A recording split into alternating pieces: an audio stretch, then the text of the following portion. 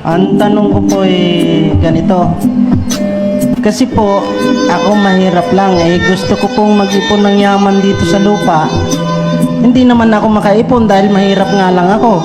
Tricycle driver nga lang ako po ngayon, ang gusto ko pong mangyari sa langit na lang ako mag-ipon ng kayamanan. Yun po tatanong ko po sa inyo kung paano ko po yun gagawin para yun po yung aking makamtan. At kung sakali po nga ako makaipon ng yaman naman sa langit, yun po ba yung aking pakikinabangan? Yun po. Mga kapatid, sabi mo hindi ka makaipon dito sa lupa ng kayamanan dahil mahirap ka lang, tricycle driver, sabi mo. Hindi ka makaipon-ipon dahil bawat kitain, alam mo naman sa ating bansa, pataas ng pataas. Ganito ang masasabi ko sa'yo. Kung mag-iipon ka naman ng kayamanan sa langit, dito rin sa lupa iniipon yun Baka akala mo, giintayin mo sa langit bago ka pa kapag nakarating ka na ron, saka ka mag-iipon ng kayamanan sa langit. Hindi. Dito rin yun sa lupa iniipon. Basahin natin sa Mateo 6, versikulo 19. Huwag kayong mangagtipon ng mga kayamanan sa lupa, na dito'y sumisira ang tama at ang kalawang, at dito'y nanghuhukay at nagsisipagnakaw ang mga magnanakaw.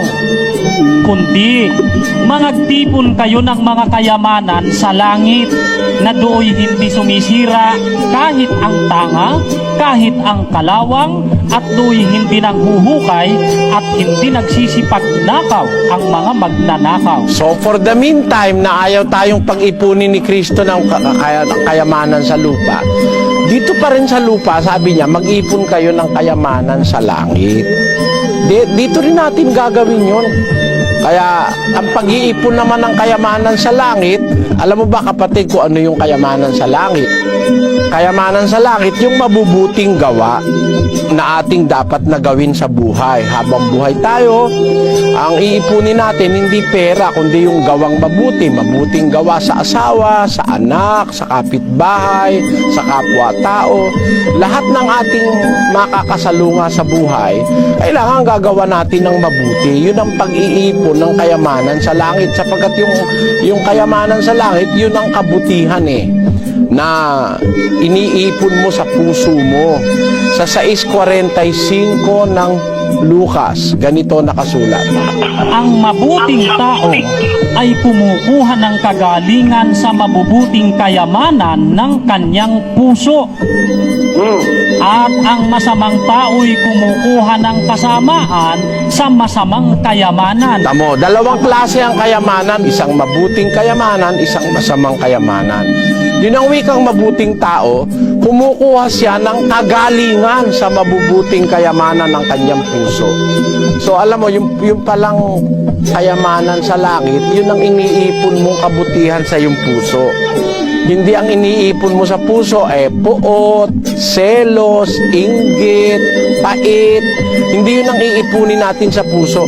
Lahat ng kabutihan, kung paano natin magagawa ng kabutihan yung ating anak, asawa, kapatid, kapwa-tao, at pati nga kaaway, pinagagawa ng mabuti ng Panginoon. Sabi niya, ibigin mo ang iyong kaaway. Sabi niya, kung sila'y magutom, pakainin mo. Pag nauhaw, painumin mo, di ba? Yan ang pag-iipon ng kayamanan dito sa lupa, na ang iniipon mo'y kayamanan sa langit. Lahat ng kabutihang pwede mong magawa, gagawin mo sa lahat ng tao. Pakinggan mo sa 6 ng Galacia, ganito nakasulat, kapatid. Kaya nga, samantalang tayo'y may pagkakataon, ay magsigawa tayo ng mabuti sa lahat, at lalong-lalo na sa mga kasambahay sa pananampalataya.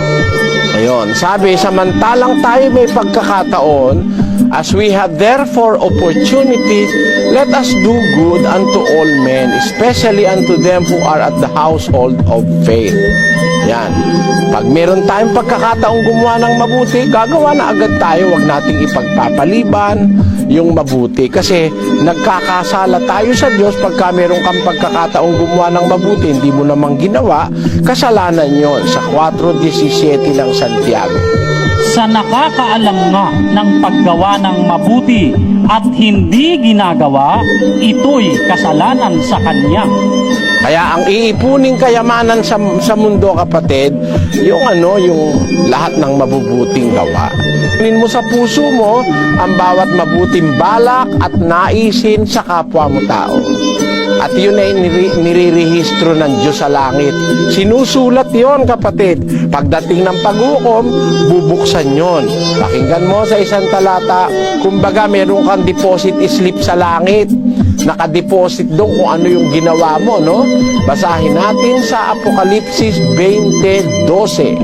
At nakita ko ang mga patay, malalaki at maliliit, na nangakatayo sa harapan ng luklukan, at nangabuksan ang mga aklat, at nabuksan ang ibang aklat na siyang aklat ng buhay, at ang mga patay ay hinatulan ayon sa mga bagay na nasusulat sa mga aklat, ayon sa kanilang mga gawa.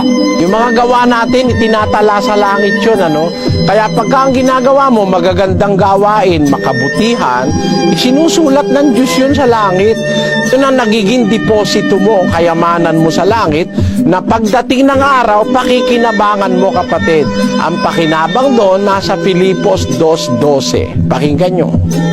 Kaya nga, mga minamahal ko, kung paano ang inyong laging pagsunod, na hindi lamang sa harapan ko, kundi pagpos pa ngayong ako'y wala, ay lubusin ninyo ang gawain ng inyong sariling pagkaligtas na may takot at panginginig.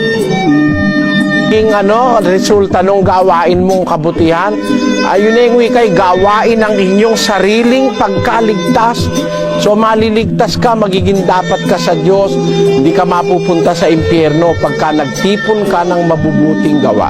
Yun ang sagot sa tanong mo, kapatid.